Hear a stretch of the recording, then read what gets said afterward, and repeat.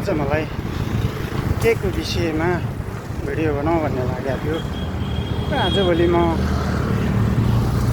लाखौँ नेपाली दाजुभाइ दिदीबहिनीहरू असन्तुष्ट भएर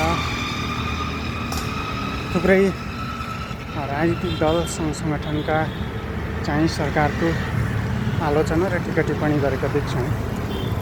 तर मलाई चाहिँ लागेको विषय सबैभन्दा पहिलो कुरा के हो भने हामी मान्छे हौँ, बाँच्न पर्छ।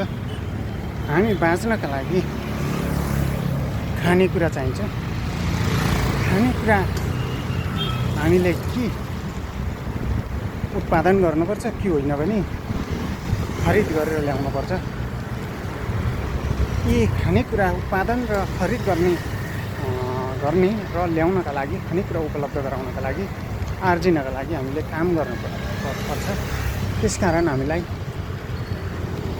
स्वास्थ्य, शिक्षा र रोजगारको अत्यन्तै आधारभूत आवश्यकता हो। र हामी बाँचेर काम गरेर खाएर मात्रै पनि हुँदैन, हामी बस्नपर्छ।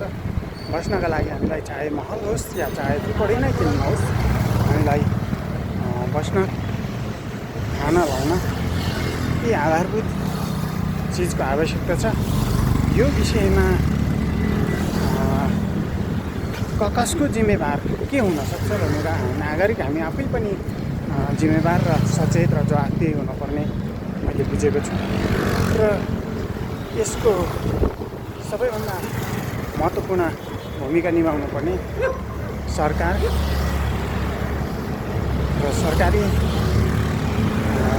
संरचनामा र नीति निर्माणमा कुनै पनि भ्रष्टता देखिएको छैन। तसर्थ यो विषयमा हामीले आफूलाई मेरो जिम्मेवार र दायित्व के हुनसक्छ भनेर बुझ्न जरुरी छ भन्ने लाग्छ मलाई। धन्यवाद।